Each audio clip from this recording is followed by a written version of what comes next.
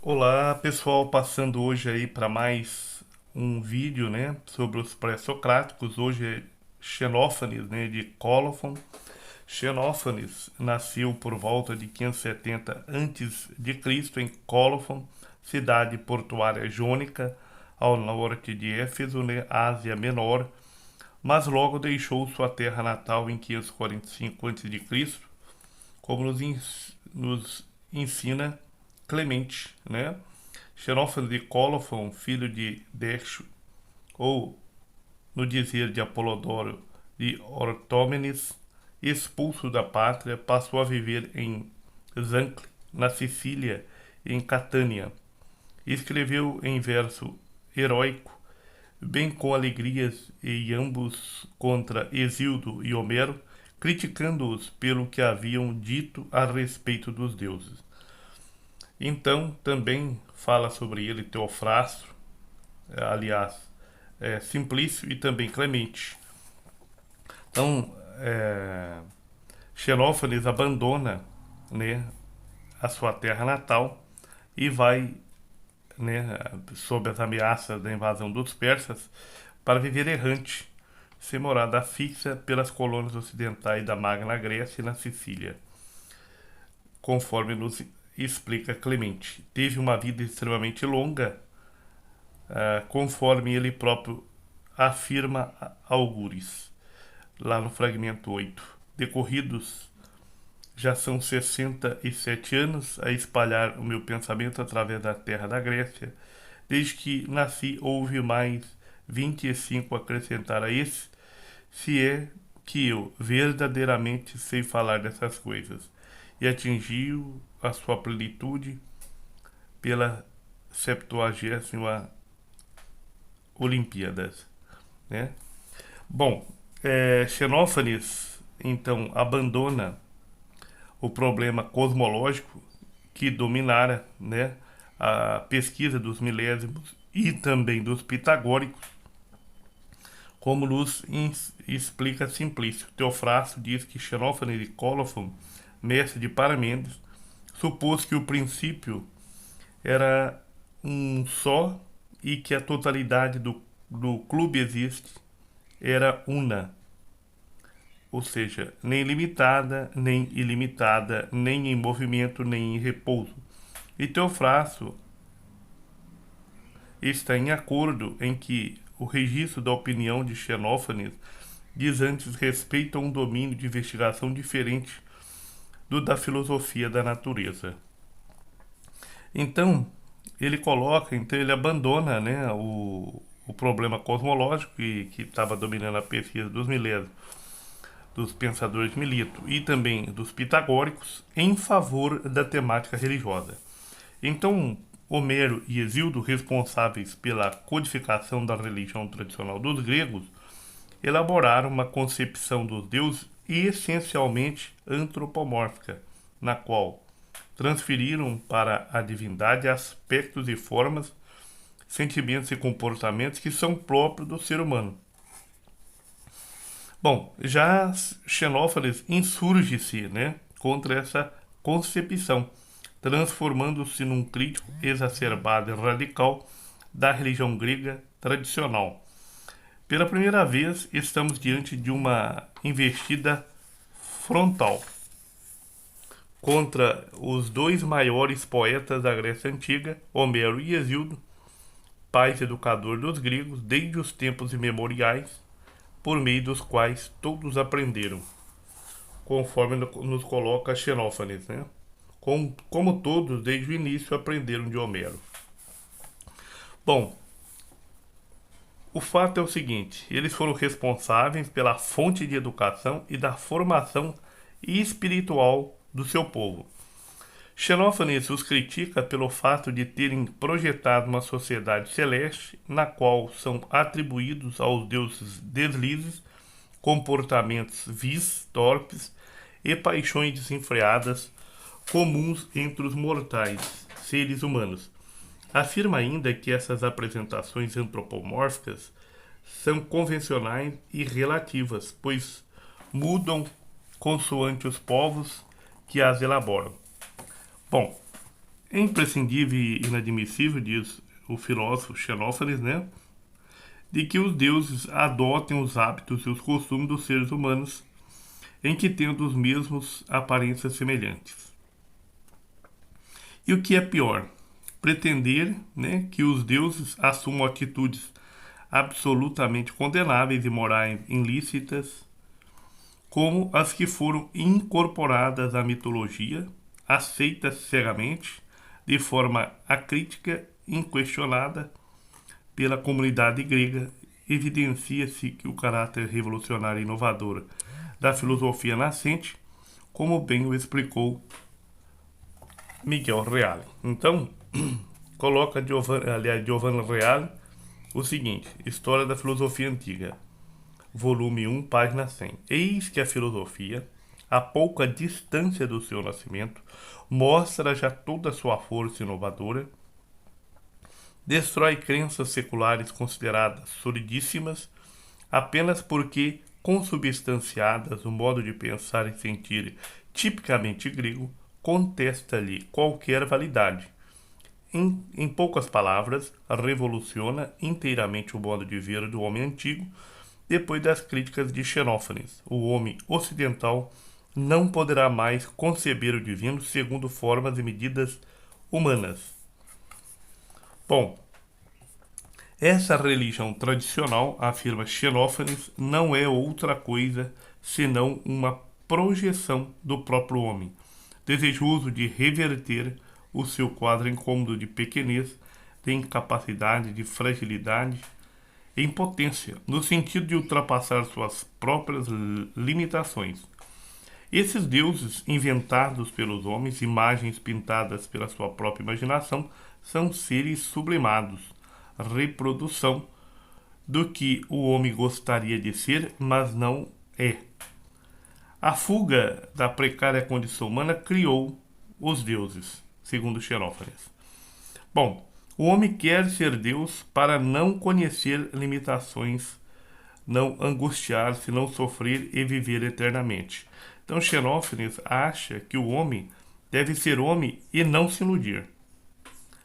Ele pode ser grande sem ser o Deus, conquistando a plenitude da razão.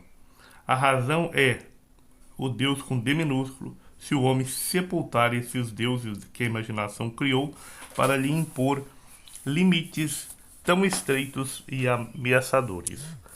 Então, ele não deve mais se sujeitar a excitações, imposições arbitrárias, vindas de fora e frustrações, conforme nos coloca também. O intuito de Xenófanes é o de purificar o conceito de religião.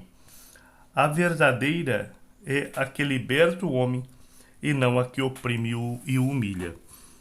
Bom, os seguintes fragmentos corroboram o que afirmamos a propósito da fragilidade dos argumentos usados pelos poetas, então na formulação da teologia pré-filosófica, assumida irracionalmente pelos gregos naquele momento histórico, conforme nos coloca o próprio Xenófanes, né, nos fragmentos 32. Homero e Hesíodo atribuíram aos deuses tudo o que para os homens é opróbrio, vergonha, roubo, adultério e fraudes recíprocas. Mas os mortais imaginam que os deuses foram gerados e que têm vestuário e fala e corpos iguais aos seus. O que chamam íris deusa, não é mais do que uma nuvem segundo sua natureza, purpúrea, escarlate, verde e amarela.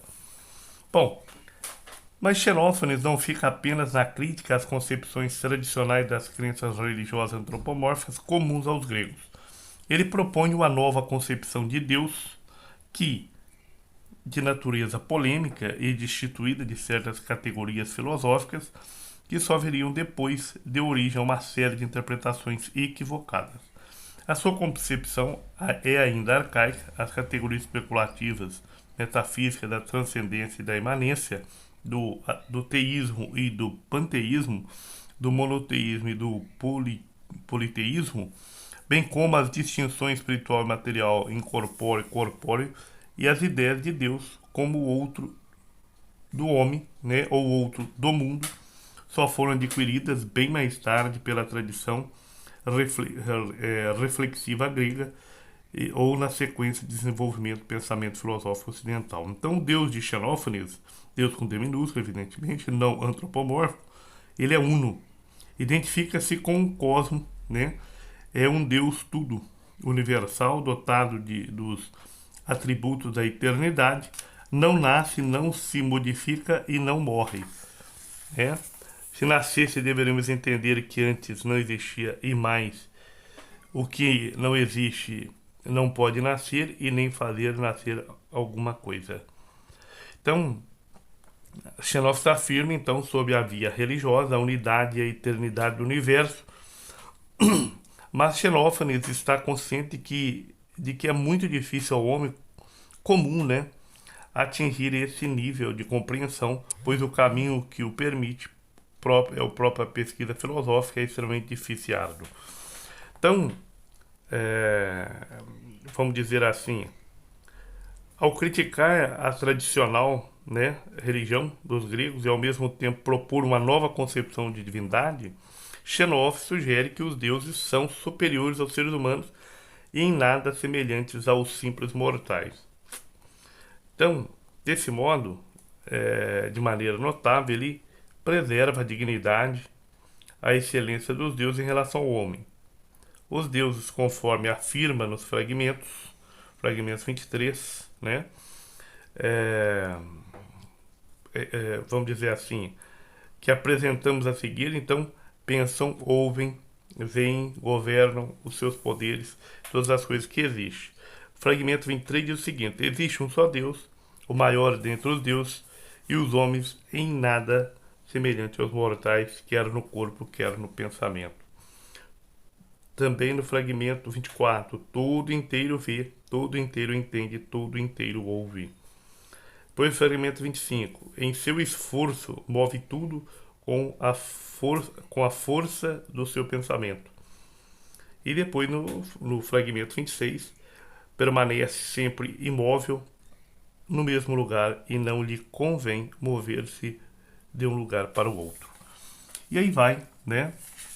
Então, algumas opiniões tardias fizeram supor que Xenófanes foi o fundador da escola eleata, né, da qual Parmênides, considerado seu maior representante, teria sido discípulo.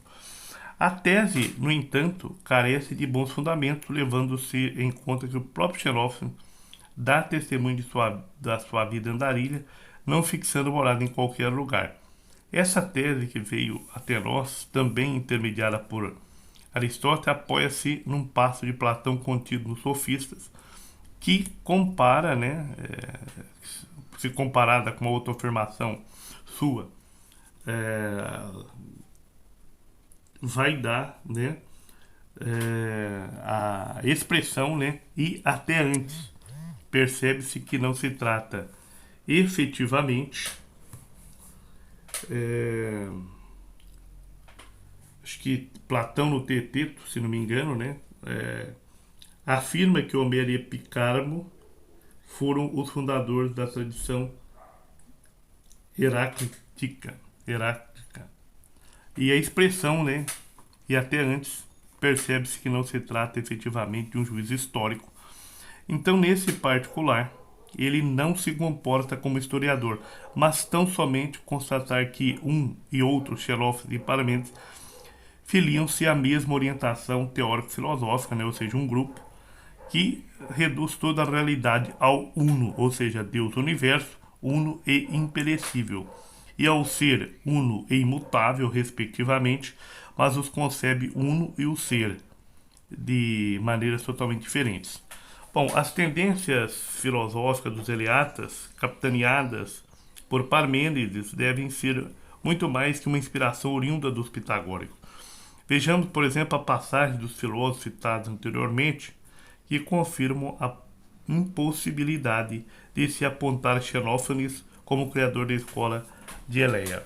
Então vamos lá, em Platão, né, nos Sofistas, está escrito assim: entre nós, o grupo dos eleatas, que começa com Xenófanes e até antes, explica nos seus mitos que aquilo que chamamos todas as coisas é na verdade uma só.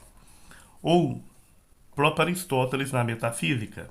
Com efeito, Parmênides parece aderir ao que é uno segundo a razão, Melisso, por sua vez, ao que é uno segundo a matéria. Por isso, o primeiro diz que é limitado, o segundo que é ilimitado. Mas Xenófanes, primeiro dentre estes, a postular a unidade, pois é a fama de que Parmênides foi seu discípulo, nada esclareceu, e parece não ter tocado na natureza de cada uma destas, a unidade material de Melisso, mas como os olhos postos no mundo inteiro, afirma que uno é Deus. O uno é Deus. Né? Arqué, então, é o uno, né? É Deus. Bom, está aí uma aula rápida, né? Não dá para abordar tudo sobre Xenófanes de Cólofon. Bons estudos a todos. Muito obrigado. Curte e compartilha.